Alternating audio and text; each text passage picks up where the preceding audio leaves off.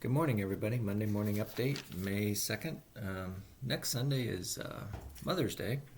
That's a warning for all the guys out there. And so, as you know, on Mother's Day, my sermons are very short. And we're not going to burn the roast this Sunday, that's for sure. And so I have a scripture, though, that we're going to read. And I thought I'd do a little sermonette today to go with the other. How about that?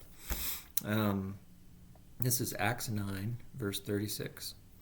In Joppa there was a disciple named Tabitha. In Greek her name is Dorcas. She was always doing good and helping the poor.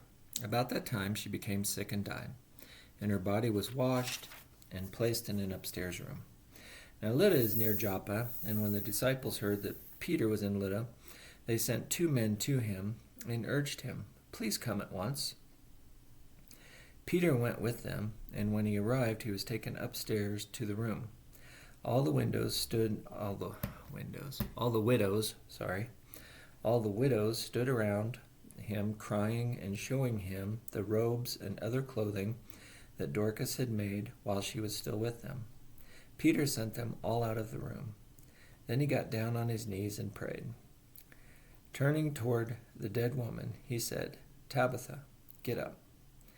She opened her eyes, and seeing Peter, she sat up.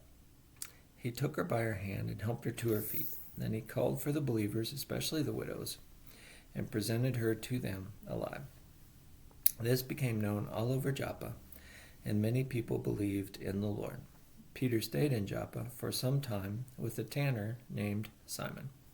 All right, Peter, Simon the tanner, there you go. A Jew, Peter, is being called out, if you will, to a Greek community or Gentile community, and they're considered what are they called? Gentiles who accept God are considered God-fearers, and so these guys are God-fearers, and they probably attended the synagogue and followed some of the Jewish customs, but at the bottom of the line, they didn't follow all of them. And kosher's definitely one of them, where Peter now, after he does this miracle, do you see who he stays with? A tanner who's dealing with dead animal hides. And the Jewish restrictions on some of this stuff.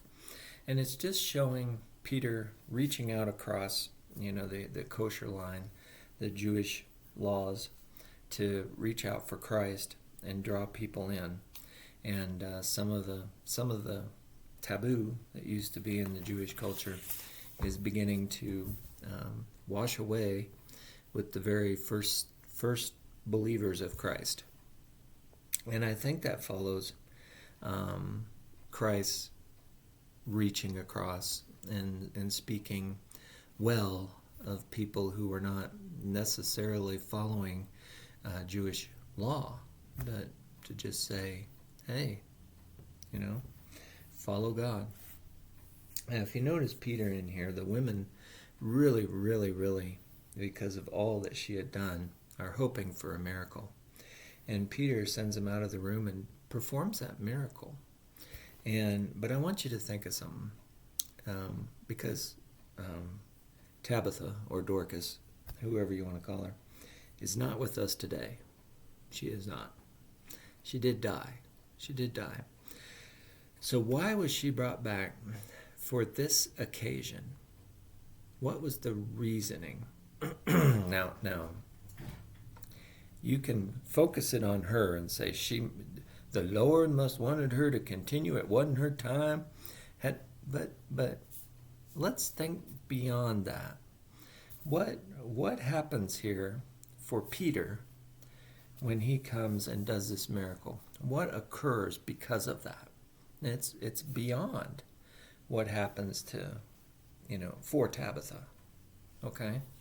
I mean, if we truly are believers and we perish, we go to God.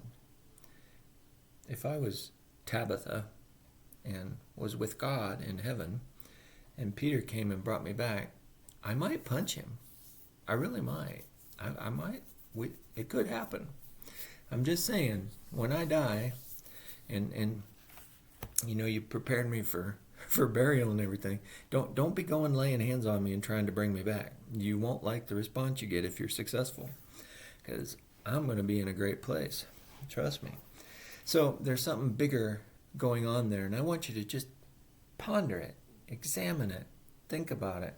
What's going on there that God allows and Peter is able to bring Tabitha back, and what does that do for the early church, for the God-fearing Gentiles, for the Jewish people that follow Peter? What all is being said and done there? Okay? All right, that's all I got on that. Mother's Day, this was Sunday. Don't forget, guys. And then the 15th, I want to make sure we have this announcement out. On the 15th, there will be no early service, no 8:30 service, no adult Sunday school. Pastor's going to be gone, and so we're not having either one of those. But at 10, we're going to have the Cairo kids, the Austin couple. I shouldn't call them kids. The young adults, the Austins, who've been working over at CSUP, and they're going to come and basically tell the church the good news of how this past year went, their first year on campus, what all happened, the good news that's going on. And they're going to share that with us. And then Denise is going to bring a sermon as well. So, there's two good reasons to come to church on Sunday, even though pastor's going to be gone. And so we're going to meet as one. We're going to have a wonderful time together. And then we'll get to hear about the campus ministry where our money is going. And so we're making a difference in Pueblo without even knowing it. So now we get to know about it. That's going to be great. And so I invite you to come on the 15th. I really do. And then starting on the 22nd, I'm going to do a Sunday school class, and it's going to be the abridged version, of course. It won't start till probably 9:15, and I'll need to be out of there by 9:45. So, we're only talking a half-hour shot.